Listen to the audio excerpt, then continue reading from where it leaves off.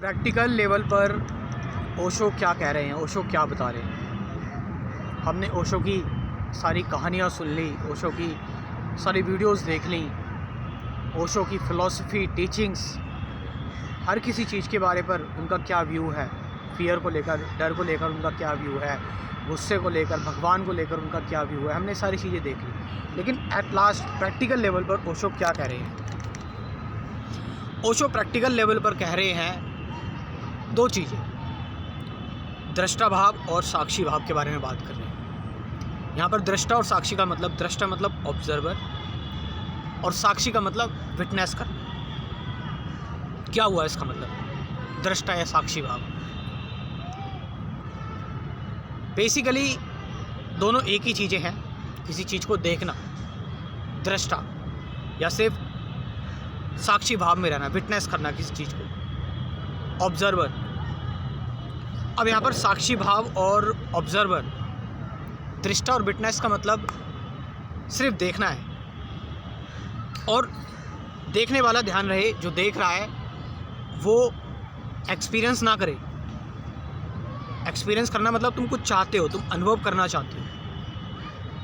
वो कोई अगर वो देख रहा है तो जज भी ना करे। वो देख रहा है तो अपने आप को देखने से रोके भी ना ही देखने को लेकर एक्साइटेड रहे, वो बस सिर्फ देखे। जैसे फिल्म चलती है, जैसे पिक्चर चलती है स्क्रीन पर, तो ओशो बोलते तुम उस स्क्रीन के भांति हो। पिक्चर में लड़ाई दंगे हो रहे हैं, पिक्चर में घरों में आग लग रही है, पिक्चर में बाढ़ आ रही है, पानी बह रहा है, लेकिन क्या स्क्रीन को कोई आग लगती है, या स्क्रीन कभी भीगती है? होली चलती है तो क्या स्क्रीन को कोई नुकसान होता है? नहीं, पर्दे को कोई नुकसान नहीं होता। तो ओशो कह रहे हैं तुम वो पर्दा बनो, और एक्चुअल में तुम वही पर्दा हो, एक्चुअल में तुम वही हो। तो ये चीज़ हमें कब पता लगती है, जब हम हमारे अंदर एक डीप ऑब्जर्वर जब हम होते हैं, जब हम सिर्फ विटनेस करते हैं। लेकिन अभी हम क्या करते हैं, सिर्फ और सिर्फ अभी हम चीज़ों को कंडेम करते हैं। उनको जो है वो, उनसे हमें कुछ चाहिए, उनसे एक्सपीरियंस गेन करना चाहते हैं, या फिर हमें उनको सुधारना है। जैसी चीज़ें हैं एज इट इज़, उनको वैसा देखो बस। ओशो प्रैक्टिकल लेवल पर यही बताते हैं कि कोई भी चीज़ हो गई इस दुनिया में, चाहे वो डेथ हो गई, चाहे वो लाइफ हो गई, चाहे वो कोई भी हमारे इमोशन हुआ, फियर हुआ, एंगर हुआ, गुस्सा हुआ हमारा, चाहे हम कोई भी अपने अंदर इंक्वायरी कर रहे हैं, हमारे अंदर कोई सी भी चीज़ जन्म ले रही है, उसको ऐसा देखना एज इट इज़, जैसी वो आ रही है सेम। अपनी तरफ से उसमें कुछ ऐड ना करना, ना बदलाव करने की चाह रखना। तो ये प्रैक्टिकल मैसेज है ओशो का।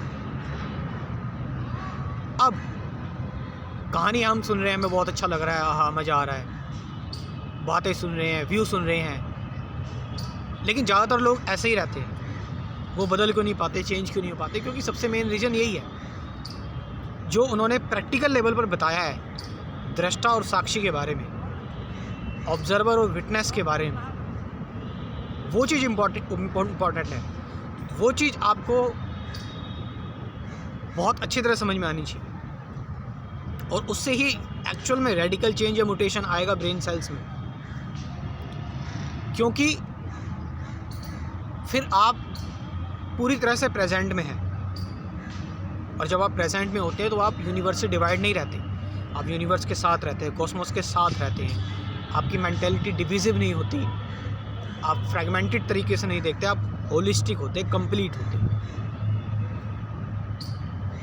तो ये चीज़ ओशो बताना चाहते हैं, बता के गए थे। और अगर आप इस चीज़ को अभी से प्रैक्टिस करना स्टार्ट करते हैं, दृष्टा भाव या साक्षी भाव को, तो आपको किसी चीज़ की ज़रूरत नहीं है। एक्चुअल में किसी फ़िलॉसफी की ज़रूरत नहीं, किसी साइकोलॉजी या स्पिरिचुअलिटी की ज़रूरत नहीं है। जस्ट चीज़ों को एज इट इज़ देखो, जैसी चीज़ें हैं, चीज़ें अपनी आप बताएंगी वो फिर क्या है। अपनी आप ही डिसीजंस आप लोगे, अपनी आप ही आपके अंदर इंट्यूशन आएगी, अपनी आप ही आप चलोगे आगे। लास्ट में जो लोग इंटरेस्टेड हैं मेरा कंप्लीट स्पिरिचुअलिटी कोर्स ज्वाइन करने में, इस कोर्स को मैं प्रिपेयर कर रहा हूँ, जिसमें काफ़ी सारी बातें होंगी। मेडिटेशन क्या है, हु एम आई, मैं कौन हूँ इंक्वायरी के बारे में काफ़ी सारी डिटेल में चर्चा होगी इस कोर्स में। तो इस कोर्स को जो खुशी खुशी अफोर्ड कर सकता है वो कमेंट सेक्शन में जाकर मेरे नंबर पर व्हाट्सअप कर सकता है। कमेंट सेक्शन में मैंने नंबर दे रखा है और डिस्क्रिप्शन में भी नंबर है। Thank you very much.